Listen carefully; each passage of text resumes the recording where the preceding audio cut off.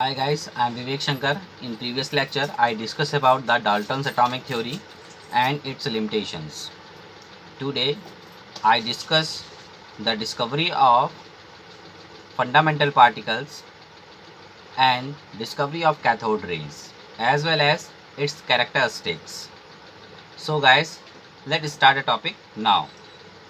Discovery of fundamental particles, discovery of cathode rays. तो आज बेटा हम लोग क्या बात करेंगे? डिस्कवरी ऑफ फंडामेंटल पार्टिकल में सबसे पहले बात करेंगे डिस्कवरी ऑफ इलेक्ट्रॉन्स। तो डिस्कवरी ऑफ इलेक्ट्रॉन्स को समझने के लिए हमें क्या समझना पड़ेगा? पहले बेटे डिस्कवरी ऑफ कैथोड रेज। तो गाइस, ये जो आप देख रहे हो डायग्राम, ये डायग्राम है बेटा डिस्चार्ज ट्यूब का। जैसे मैंने यहाँ लिख रखा है डिस्चार्ज ट्यूब। ये जो ट्यूब है, ये इसमें से क्या होता है बेटा, यहाँ से प्रेशर जो वैक्यूम होता है वो क्रिएट किया जाता है और यहाँ पर जो एयर का प्रेशर रहता है वो 10⁻⁻⁴ ATM के आसपास मेज़र किया जाता है। ठीक है बेटे। और ये जो आप देख रहे हो ये थिन लेयर है जिसको हम ZnS की कोटिंग बोलते हैं बेटे। और ये आपका एनोड टर्मिनल है, यहाँ कैथोड टर्मिनल है। इसमें जो गैस प्रेजेंट रहती है उसको हम लोग लो प्रेशर पे आयनाइज कर देते हैं। यहाँ बैटरी से क्या कर देते हैं, इसको कनेक्ट करके इलेक्ट्रिसिटी प्रोवाइड करते हैं अप्रॉक्सीमेटली 10⁴ वोल्ट, यानी बहुत हाई वोल्टेज और इससे ज़्यादा भी हो सकता है। तो गाइस, इसमें क्या होता है, यहाँ पर जितनी भी गैसेस होती है वो आयनाइज हो जाती हैं। जैसे हाइड्रोजन है तो हाइड्रोजन है ना, आपका H++ इलेक्ट्रॉन मिलेगा। अगर ऑक्सीजन गैस है तो O++ इलेक्ट्रॉन। अगर नाइट्रोजन गैस प्रेजेंट होगी तो N+ और इलेक्ट्रॉन। तो इससे क्या होगा बेटे, लो प्रेशर पे गैसेस जो होती है वो आयनाइज हो जाती है। इसके बारे में हम लोगों को किसने बताया था बेटा? उस साइंटिस्ट का नाम था बेटा जूलियस प्लकर, है ना। तो जूलियस प्लकर क्या करते थे, उनका क्या मानना था, पहले वो चीज़ों को समझ लेते हैं हम लोग। Julius Plucker was studying the conductivity of gases and he found that normally gases are bad conductor of electricity। मतलब जूलियस प्लकर ने जब स्टडी कर रहे थे, वो किसके बारे में स्टडी कर रहे थे? कंडक्टिविटी ऑफ गैसेस, है ना। तो वो जानते थे या उन्होंने जो कंक्लूड किया, उन्होंने ये बताया या उन्होंने ये पाया कि जो नॉर्मली जो गैसेस होती हैं ये बैड कंडक्टर होती हैं इलेक्ट्रिसिटी की। But when he create a very low pressure, जब आप बहुत कम प्रेशर क्रिएट कर देते हो, लगभग 10⁻⁻⁴ ATM और भी उससे कम, in the discharge tube and applied very high voltage, और आप क्या करते हो, बहुत ज़्यादा हाई वोल्टेज अप्लाई कर देते हो बहुत लो प्रेशर पे, तो गैसेस जो हो जाती हैं वो आयनाइज हो जाती हैं। तो गैसेस क्या हो जाती है बेटे? आयनाइज हो जाती है। तो देखो मैंने लिख भी रखा है देन, है ना। तो then he found that gases start conducting electricity because the ionisation of gases in this condition. तो बेटा ये समझे। तो जूलियस प्लकर ने क्या बताया, उन्होंने वो देख रहे थे कि भाई जो कंडक्टिविटी होती है गैसेस की वो कैसे वर्क करती। तो उन्होंने ये पता किया कि जो नॉर्मल कंडीशंस होती हैं उस पर तो बैड कंडक्टर होती हैं, है ना, हमारी जो गैसेस होती हैं। बट वेरी लो प्रेशर और बहुत हाई इलेक्ट्रिसिटी या करंट पे वो क्या करती हैं बेटा, आयनाइज हो जाती हैं, जिससे वो इलेक्ट्रिसिटी को कंडक्ट करने लगती हैं। Some sort of invisible rays move from cathode to anode. तो उसमें से कुछ बहुत इनविजिबल टाइप की जो रेज होती है जो कैथोड से, ऐसा सीम्स होता है कि कैथोड से निकल कर एनोड की तरफ आ रही हैं, तो इसीलिए उसको बोला गया है कैथोड रेज। ठीक है। तो मैंने यहाँ पर लिख भी रखा है, since this rays are seems to be originating from the cathode. तो ये ऐसा महसूस होता है, ऐसा आपको प्रतीत होता है कि ये जो रेज निकल रही हैं ये कैथोड से निकल रही हैं। सो इसका नाम भी रख दिया गया है कैथोड रेज। तो यहाँ पर मैंने लिख रखा है they are named as cathode rays. तो गाइस, जो जूलियस प्लकर नाम के जो साइंटिस्ट थे, उन्होंने क्या किया, उन्होंने जनरली गैसेस के बारे में या गैसेस की कंडक्टिविटी के बारे में काफ़ी स्टडी करी। वही स्टडी उन्होंने बताया कि भाई लो प्रेशर पे और बहुत हाई, है ना, आपके जो करंट होता है जब आप पास करते हो या वोल्टेज जब पास करते हो, तो जो गैसेस होती हैं आयनाइज होती हैं और इलेक्ट्रिसिटी को कंडक्ट करने लगती हैं।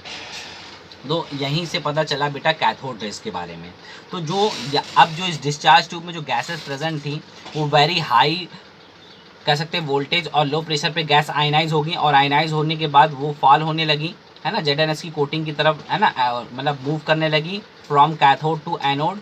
तो यहाँ पर क्या होने लगी, उन्होंने फ्लोरिसेंस प्रोड्यूस होने लगा। यहाँ पर क्या प्रोड्यूस होने लगा? फ्लोरिसेंस, यानी चमक प्रोड्यूस होने लगी। तब उसी रेस को उन्होंने बोला, जे थॉमसन ने, उस रेस को उन्होंने बोला कि कि भाई ये कैथोड रेज हैं। ये कौन सी रेज हैं? कैथोड रेज हैं। तो अब भाई अगर रेज हैं तो यानी उनकी कुछ प्रॉपर्टीज़ भी होगी, क्योंकि उस समय आप लोग जानते थे, आपको मैंने डाल्टन एटॉमिक थ्योरी पहले ही बता रखी है। तो डाल्टन एटॉमिक थ्योरी कहती थी कि जितना भी यूनिवर्स है वो सब एटम से मिलकर बना है। तो जाहिर सी बात है जे थॉमसन ने भी सोचा कि जो ये प्रोसेस हो रहा है ये भी, इसमें भी एटम से ही मिलकर बना होगा, तो ये भी न्यूट्रल होना चाहिए। तो उन्होंने काफ़ी एक्सपेरिमेंट करके इसकी कैरेक्टरिस्टिक्स को पता किए। तो चलिए अब हम लोग बात करते हैं कैरेक्टरिस्टिक्स ऑफ कैथोड रेज। तो पहला कैरेक्टर क्या होता है कैथोड रेज का, वो जान लीजिए। Cathode rays travel in straight line with very high velocity. पहले तो आप ये जान रखिएगा कि जो कैथोड रेज होती हैं वो हम बहुत कह सकते हैं बहुत तेज स्ट्रेट लाइन में यह करती हैं, ट्रेवल करती हैं, है ना। तो आप बोल सकते हैं cathode ray travel in straight line with very high velocity and produce shadow of the object place in their path. अगर उसके पाथ में कोई ऑब्जेक्ट आ जाता है तो वो उसकी शैडो बना देती है, यानी उसकी परछाई बना देती है। तो बेटा पहला कैरेक्टरिस्टिक्स आप जान चुके हो। पहला कैरेक्टरिस्टिक क्या है? पहला कैरेक्टरिस्टिक्स है बेटा एनोड रेज कैथोड रेज का, कि भाई जो कैथोड रेज हैं वो ट्रेवल करती हैं स्ट्रेट लाइन में बहुत हाई वेलोसिटी के साथ, और वो किसी ऑब्जेक्ट का शैडो प्रोड्यूस कर देती हैं अगर उसके पाथ में कोई आता है तो। अब बात करते हैं नेक्स्ट कैरेक्टरिस्टिक्स की, ठीक है। तो नेक्स्ट कैरेक्टरिस्टिक्स क्या है वो भी देख लीजिए आप लोग। मैं सेट कर देता हूँ थोड़ा सा, 1 मिनट। सेकेंड बेटा, सेकेंड क्या है बेटे? तो देखिए cathode rays produce mechanical effect. तो कैथोड रेज जो होती है वो मैकेनिकल इफेक्ट को शो करती हैं। And if a small paddle wheel is placed in their path, it start rotating, which indicates that they consist of material part। कहने का मतलब ये है जो कैथोड रेज हैं वो मैकेनिकल इफेक्ट को प्रोड्यूस करती हैं। कैसे मैकेनिकल इफेक्ट को प्रोड्यूस करती हैं? अगर कैथोड रेज के बीचों बीच एक स्मॉल पैडल व्हील को मैं रख दूँ तो वो क्या होने लगेगा? वो घूमने लगेगा, यानी ये जो रेज है उसको क्या करने लगेगी? रोटेट कराने लगेगी। तो इसीलिए मैंने बोला भी है, वहाँ लिखा भी इट स्टार्ट रोटेटिंग। क्या लिखा बेटा? इट स्टार्ट रोटेटिंग, यानी इसको क्या करने लगेंगी? रेज इसको रोटेट करने लगेंगी, जिससे ये इंडिकेट होता है कि जो भी आपकी रेज बनी हुई है कैथोड रेज वो किसी मटेरियल पार्ट से मिलकर बनी हुई है। नेक्स्ट आपका जो नेक्स्ट पॉस्टुलेट है वो क्या कहता है? When electric and magnetic field are applied to the cathode rays. अगर मैं इलेक्ट्रिकल और मैग्नेटिक फील्ड अगर अप्लाइड कर दूं कैथोड रेज में, है ना, in the discharge tube, then rays are diffracted and this rays are diffracted toward positive field of the plate. यानी अगर आपने इलेक्ट्रिक या मैग्नेटिक फील्ड अप्लाई कर दिया डिस्चार्ज ट्यूब के ऊपर तो जो कैथोड रेज है वो अपने जो पाथ है उससे डिफ्रैक्ट हो जाएगी, यानी अपने मार्ग से विचलित हो जाएगी और डिफ्रैक्ट हो गई जाएगी कहाँ? Diffracted towards the positive field of the plate. जो पॉजिटिव फील्ड होगी प्लेट की उस तरफ चली जाएगी, यानी पॉजिटिव फील्ड कौन होगी डिस्चार्ज ट्यूब में? एनोड। तो वो एनोड की तरफ मूव कर जाती है ना, जो कि क्या आपको बताती है कि जो भी भाई कोई भी चीज़ पॉजिटिव प्लेट की तरफ जा रही, इट मीन्स दैट वो नेगेटिव पार्ट से कंसिस्ट होकर बनी, क्योंकि आप जानते हो फिजिक्स का रूल कहता है इलेक्ट्रिसिटी का कि जो सेम चार्जेस है वो रिपल करते हैं एक दूसरे को और जो अपोजिट चार्जेस हैं वो अट्रैक्ट करते हैं। तो गाइस यहाँ से हम लोग ये जान जाते हैं कि जो हमारे अगर ये पॉजिटिव प्लेट की तरफ मूव कर रही है कैथोड रेज तो जरूर ये नेगेटिव पार्ट से मिलकर बनी होगी। तो यहाँ मैंने लिखा भी है, shows that cathode rays consist of negatively charged particle. उन्हीं को हम लोग बोलते हैं बेटा इलेक्ट्रॉन। उन्हीं को हम लोग क्या बोलते हैं? इलेक्ट्रॉन। आपको ये भी पता होना चाहिए कि कैथोड रेज क्रिएट फ्लोरिसेंस। आपको मैंने पहले बताया वो ZnS की कोटिंग पे जब भी वो फॉल होती है तो वहाँ से फ्लोरिसेंस प्रोड्यूस करती है। तो जितने भी आपकी कैथोड रेज हैं वो फ्लोरिसेंस प्रोड्यूस करती हैं, है ना। साथ ही साथ cathode rays penetrate through thin sheets of aluminium metal. वो एल्युमिनियम मेटल की जो थिन शीट होती है उसको पेनिट्रेट यानी पार कर जाती हैं। साथ ही साथ they affect the photographic plate. वो फोटोग्राफिक प्लेट को भी अफेक्ट करती हैं, है ना। साथ ही साथ इसमें सबसे इंपॉर्टेंट जो पार्ट है वो ये है बेटे, आपके first year point of view से देखा जाए तो the ratio of charge to the mass is known as specific charge. अगर हम बात करें, है ना, चार्ज और मास के रेशियो की तो उसको हम लोग बोलते हैं बेटा स्पेसिफिक चार्ज।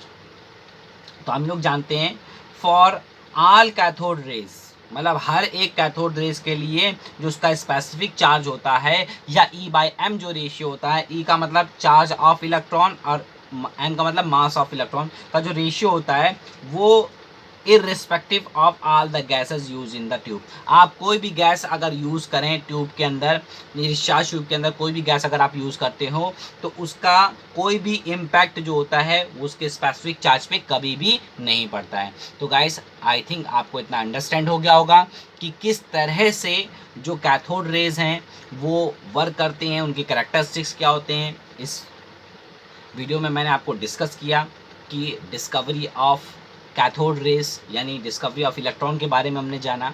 यहाँ पर हमने ये देखा कि जो एक्चुअली में आपकी जो कैथोड रेज है वो कैसे डिस्कवर हुआ, जूलियस प्लकर नाम के साइंटिस्ट ने ऐसा क्या करा जिसके थ्रू जे थॉमसन आगे बढ़े। साथ ही साथ उन्होंने क्या किया, इसी एक्सपेरिमेंट की से जो रेस आपको मिली जिनको बोला गया कैथोड रेस, उसके कैरेक्टरिस्टिक्स को क्या किया, इन्होंने मेज़र किया अपने अलग अलग एक्सपेरिमेंट करके। उसी एक्सपेरिमेंट से इनको कैथोड रेस के कैरेक्टरिस्टिक्स मिले। और गाइस बहुत ज़्यादा पूछे जाते हैं फर्स्ट ईयर के क्वेश्चंस वगैरह में, स्कूल वगैरह के एग्जामिनेशन में कि कैथोड रेस के कैरेक्टरिस्टिक्स क्या होते हैं। तो आपको ये कैरेक्टरिस्टिक्स पता होने चाहिए और याद भी होने चाहिए। सो गाइस अगर आपको वीडियो अच्छा लगे तो thank you for watching my video and like and subscribe करना ना भूलें। Thank you so much guys.